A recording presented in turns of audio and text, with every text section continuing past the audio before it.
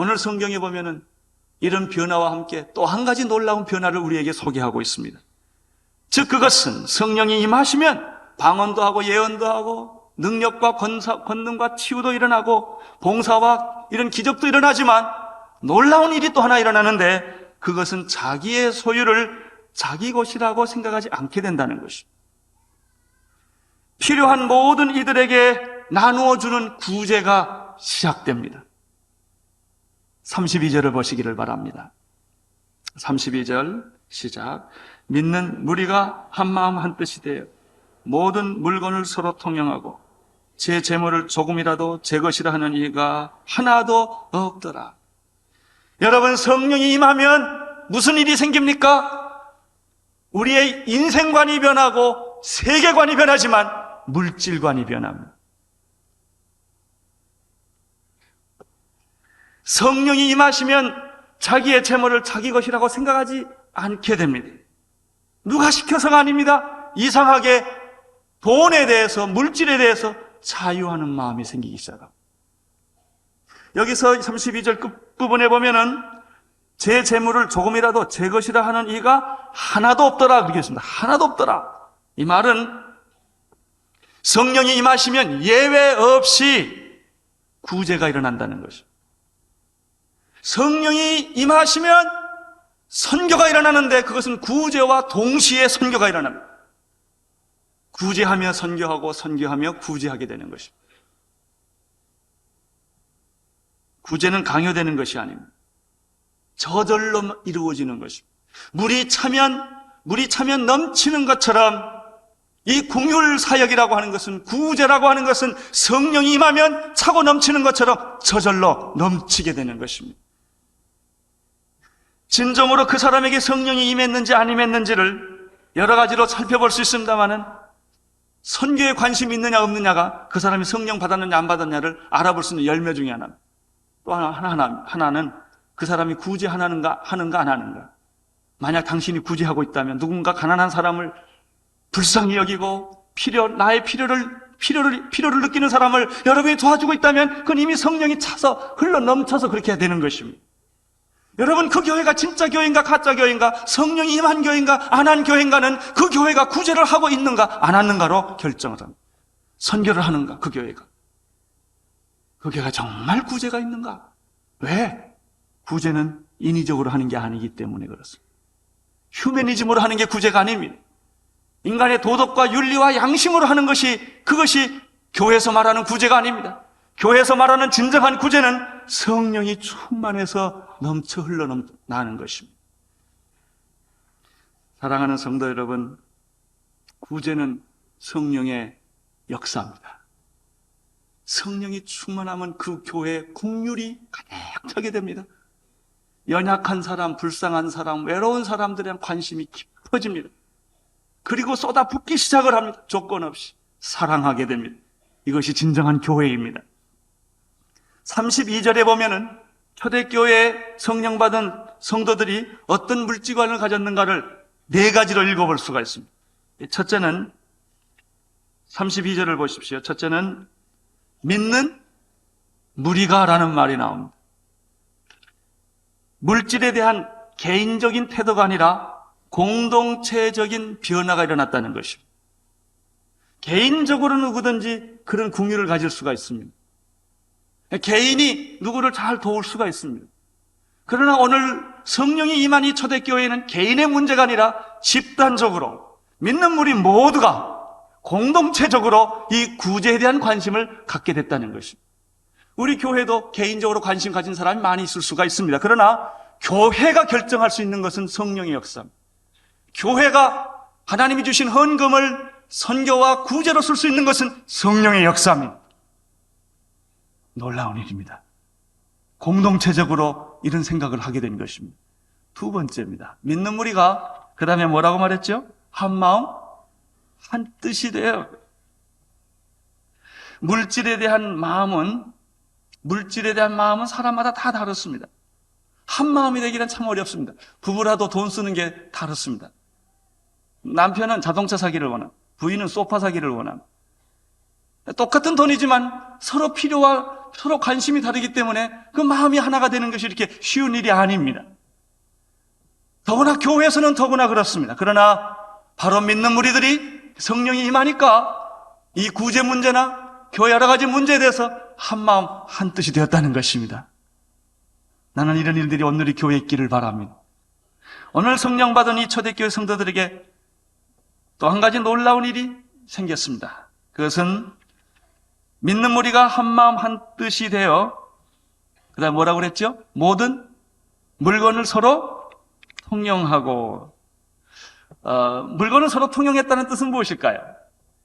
그것은 서로의 필요를 발견했다는 뜻입니다. 더 특별히 다른 사람의 필요가 무엇인가 눈에 띄었다는 뜻입니다. 이 말을 다른 말로 말하면 두 번째는 자기 물건이 아깝지 않다는 뜻도 됩니다. 아깝지 않았기 때문에 필요에 따라 공급할 수가 있었습니다. 보통 경우에 누구든지 자기 물건이 아깝고 자기의 것이 가장 소중합니다. 그런데 성령이 임하면 가치관이 다르게 됩니다. 타인의 필요가 자기 소유보다 더 크다는 것을 느끼게 됩니다. 그것이 성령의 역사입니다. 이것이 성령의 깊은 역사입니다. 성령의 초보적인 단계에는 이런 기적과 이사와 방언과 예언과 이런 현상들이 일어나는 것입니다. 그러나 성령의 더 깊은 단계에 들어가게 되면 그는 자기의 삶을 헌신하게 됩니다. 그리고 자기의 것을 자기 것이라고 말하지 않게 됩니다. 물질의 자유를 느끼게 됩니다. 영의 자유뿐만 아니라 물질의 자유까지도 이 사람은 느끼게 됩니다. 성령 받은 사람들은 자기가 얘기하기보다는 다른 사람의 얘기를 많이 들어줍니다. 자기 얘기를 많이 안 합니다. 타인의 필요에 귀를 엽니다. 성령 받은 사람들은 다른 사람의 아픔과 고통에 대해서 관심을 갖습니다. 성령 받은 분들입니다. 다 사람들이 좋은 옷을 입고 멀쩡하게 웃고 있지만 속에서는 눈물을 흘리고 있을지 모릅니다. 그것을 보고 이해하는 것입니다. 그리고 가서 위로하는 것입니다. 이것이 성령 받은 사람들입니다. 초대교회 성도들에게는 이 마음이 있었습니다. 이것은 마치 계곡에 물을 넣으면 일정한 시간이 지났을 때 수평을 이루듯이 그 초대교회 공동체 속에는 영적인 수평을 이루게 되는 것입니다. 물론 교회 안에는 가난한 사람도 있고 부유한 사람이 있습니다. 배운 사람이 있고 못 배운 사람이 있습니다. 건강한 사람이 있고 건강하지 못한 사람이 있습니다. 높은 지위에 있는 사람이 있고 낮은 지위에 있는 사람이 있을 수가 있습니다. 그러나 성령이 임하면 다 한 가족처럼 느끼시는 거예요. 우리 온누리교회가 진정으로 성령에 충만한 교회가 됐을 때는 이 교회에 직업도 없고 가난한 어떤 사람들이 소외감을 느끼지 않을 때일 것입니다. 어떤 사람들은 이 교회에 와서 나는 이 교회에 굉장히 부담을 느낀다. 이 교회에 내가 어쩐지 나는 이 교회에 있을 사람 같지 않다. 다 보니까 너무너무 모든 사람이 다 완벽하고 좋아 보이는데 나만 초라하게 느낀다. 만약 그런 사람이 있다면 이 교회는 아직 성령이 충만이 덜 됐는지도 모릅니다. 가난하고 병들고 소외된 사람들도 나는 이 교회의 교인이고 하나님의 백성이다. 이렇게 느낄 수 있어야 합니다. 그게 진정한 교회입니다. 진정한 교회는 세상에서 높은 위치를 가지고 세상에서 굉장히 많은 일들을 하고 돈이 많은 사람도 이 교회에 들어와서는 나는 하나님의 백성의 한 사람이다. 이렇게 겸손히 느낄 수 있을 때 이 교회는 정말 성령이 충만한 교회일 것입니다.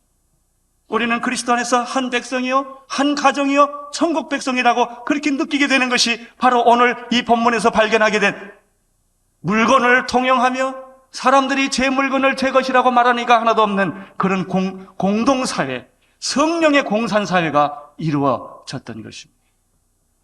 분명히 내 소유입니다. 그러나 성령을 받은 이후에는 이 모든 소유가 내 소유가 아니라 하나님의 것이며 만약에 하나님이 쓰시겠다고 한다면 언제든지 기쁘게 그것을 내놓는 그런 이상한 마음이 생긴 것입니다. 그것은 누가 강요한 것이 아닙니다. 누가 시킨 것이 아닙니다. 스스로 그렇게 생각한 것입니다. 이것이 성령의 역사입니다. 나는 그렇게 스스로 그런 역사들이 여러분 마음에서 일어나기를 바랍니다. 여러분, 우리가 세상에서 돈 버는 거 얼마나 힘듭니까? 어떻게 번 돈인데 그 돈이 내가 어떤 희생을 대가를 치르고 번 돈인데 그런데도 그 돈에 대해서 자유하고 평안한 마음이 생기는 것입니다. 내가 어떻게 올라간 지위인데 정말 수많은 사람의 경쟁을 뚫고 내가 올라간 그 자리인데 쉽게 포기할 마음도 생기는 것입니다. 그게 성령의 역사입니다. 물질관의 변화입니다. 소유가 아니라 이것은 관리이며 독점이 아니라 나눔이라는 그 원리를 체득한 것입니다. 나는 여러분과 내게 그런 일이 있기를 바랍니다. 여러분, 교회가 성령이 임하면 은혜를 받게 되고 그러면 구제하는 마음이 생깁니다. 이 구제를 어떻게 교회가 해야 되는가 세 가지 여기 말씀이 나옵니다. 첫째는 어떻게 구제를 할 수 있는가? 구제를 강조하면 구제가 없습니다. 선교를 강조하면 선교가 일어나는 것이 아닙니다. 선교를 해야 하는 부담만 같습니다. 구제를 해야 된다는 부담만 같습니다. 어떻게 교회가 구제가 일어나는가? 은혜 받아야 됩니다. 은혜는 어떻게 받습니까? 은혜는 사도들이 큰 권능으로 주 예수의 부활을 증거하니 무리가 어떻게 했습니까? 큰 은혜를 받게 됐고 은혜를 받으니 구제가 일어나는 것입니다. 교회는 예수를 얘기해야 합니다. 예수의 부활을 말해야 합니다. 구원을 말해야 합니다. 거듭남을 말해야 합니다. 사회 참여나 구제는 말하면 그것을 우리가 그런 얘기를 할 때 사회 참여 구제가 생기는 것이 아닙니다. 예수님 얘기하면 사회 참여가 됩니다. 부활을 얘기하면 구제가 일어나는 것입니다. 이것이 원칙입니다. 서젖을 억지로 짜면 안 됩니다. 그냥 서젖을 억지로 짜면 젖만 아파요. 젖을 많이 나오게 하는 방법은 잘 먹이는 것입니다. 풀을 먹이고 사료를 잘 먹이면 소에서 젖이 넘쳐 흐릅니다. 마찬가지입니다. 교인들이 꼴을 잘 먹어야 합니다. 영적으로 은혜를 받아야 합니다. 충만해야 합니다. 기쁨이 넘쳐야 합니다. 감격이 넘쳐야 합니다. 구원의 그 노래가 있어야 합니다. 이때 은혜가 넘치면 구제가 자연스럽게 넘쳐나게 되는 것입니다.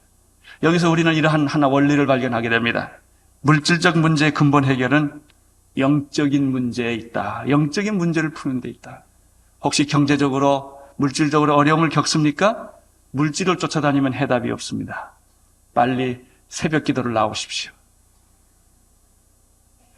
무릎을 꿇고 하나님께 매달리십시오. 영적으로 문제를 해결하면 여러분의 육적인 문제들이 다 해결받는 것입니다. 그 문제의 원인을 발견하게 되는 것입니다. 그래서 하나님께 영광 돌리게 되는 것이죠. 둘째는 이 33절과 35절 가만 보십시오. 사도들이 큰 권능으로 주 예수의 부활을 증거하니 무리가 큰 은혜를 입어 그 중에 뭐라고 그랬죠? 핍절한 사람이 없어졌어요. 어떻게 없어졌을까요? 어떤 사람들이 밭과 집을 팔아 그 판 것의 값을 가져다가 사도들의 발 앞에 놨기 때문입니다. 여기서 우리는 이것을 발견합니다. 이런 사실을. 응답은, 하나님의 응답은 우리에게 있다는 것입니다. 우리가 돈이 필요합니다. 어떤 선교 사업을 하기 위하여, 어떤 구제를 하기 위하여 교회가 돈이 필요합니다. 철야하고 금식하고 밤새도록 기도했더니 눈 뜨고 떠봤더니 돈이 뚝 떨어졌어요. 이런 식으로 오지 않습니다. 기도했더니 갑자기 하나님이 부자를 보내주셔서 돈을 헌금하게 했다. 이런 것도 아닙니다. 그런 거 기대하지 마십시오. 누군가 우리를 도와줄 것이라 이런 생각하지 마십시오. 기도의 응답은 누군가가 아니라 내가 합니다. 내가. 성령이 임하면 내 마음을 열게 하시고 내 통장을 열게 하시고 내 주머니를 열게 하십니다. 그것이 바로 사도행전적 방법이었습니다. 어떤 제3자가 오는 것이 아닙니다. 우리가 변하는 것입니다.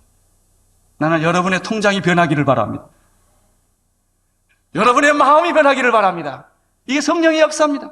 해답은 제3자로부터 오는 것이 아니라 우리에게 있다는 것입니다. 그들 안에서 이런 필요를 서로 채워주는 역사가 있었다는 것이죠. 세 번째, 이 말씀에서 발견하는 것은 밭과 집을 다 팔아서 어디다 갖다 놨습니까? 사도들의 발 앞에 두었다는 놀라운 사실입니다. 그 사람들이 집을 팔아서 자기가 가난한 사람에게 나눠주지 않았다는 것이죠. 그 돈을 사도들의 발 앞에 놔두어서 그들로 하여금 가난한 자를 돌보도록 하는 방법이 사도행전적 헌금 방법입니다. 그것이 교회의 방법입니다. 교회 공동체에게 맡겨서 교회로 하여금 이 일을 하게 하는 것입니다. 여기에 교회의 막중한 사명이 있습니다. 교회는 이 하나님의 헌금들을 잘 받아서 정말 하나님의 방법대로 잘 쓰는 책임이 교회 지도자들에게 있습니다. 일반 헌금이나 11조 헌금이나 감사 헌금은 다 헌금함에 넣으시면 좋겠습니다. 그러나 여러분들이 기도하다가 내가 어떤 분을 돕고 싶은다는 마음이 생겼을 때 여러분은 특별히 그 돈에다가 헌금 봉투에다가 이런 목적으로 써주십시오라고 써서 그 목적을 하게 할 수가 있습니다. 만약에 여러분이 하게 된다면 여러분이 칭찬받게 될 것입니다. 여러분이 하게 된다면 여러분이 시험받을 일이 많이 생깁니다. 헌금 받는 사람이 여러분을 바라보게 될 것입니다. 주님을 바라보지 않고. 처음에는 잘 시작했으나 나중에는 어려움에 빠지게 될 것입니다. 그래서 사도행전에서는 초대교회는 그 돈을 사도들 앞에 갖다 놓고 사도들로 하여금 공평하게 예수 그리스도의 이름으로 교회 이름으로 이 구제를 하게 한 것입니다. 이 성령과 구제에 관한 말씀을 나누고 구체적으로 사도행전에 나타난 가장 인격적인 한 사람을 모델로 예를 여기 들고 있습니다. 그 사람의 이름은 바나바라는 사람입니다. 이 사람은 구브로에서 난 사람인데 아주 부유한 가정에서 태어난 사람입니다. 아마 구브로에 땅이 좀 있었던 것 같습니다. 아마 은퇴하고 만년에 좀 쓰려고 이렇게 만들어 놨는지도 모르겠습니다. 아마 그 당시는 부동산 투기 없었기 때문에 그것은 아니었을 것입니다. 어쨌든 땅이 있었습니다. 이 사람이 성령을 체험하고 기도하다가 그 땅을 판 것입니다. 가난한 자를 주기 위하여, 나눠주기 위하여 그 땅을 팔았다고 말했습니다. 그는 부유한 사람으로서 특별히 바나바라는 이름은 권위자, 위로하는 자라는 뜻인데 사도행전에 나타난 인물 중에서 참 바나바가 뛰어난 인격을 가진 사람입니다. 오히려 사도 바울은 사역에 뛰어난 사람입니다. 인격에 뛰어난 사람은 바나바입니다. 바나바는 사도 바울의 그늘 밑에 있었습니다. 마치 여호수아 그늘 밑에 갈렙이 있었던 것처럼, 그러나 갈렙이 위대한 인격의 소유자였던 것처럼 이 바나바는 위대한 인격의 소유자였습니다. 그런 사역을 많이 한 사람은 아닙니다. 이렇게 위대한 인격을 가진 사람이, 그리고 가정적으로 부유했던 그 사람이 자기가 그 물건을 자기가 쓰지 않고 돈을 사도들의 발 앞에 갖다 놓았다.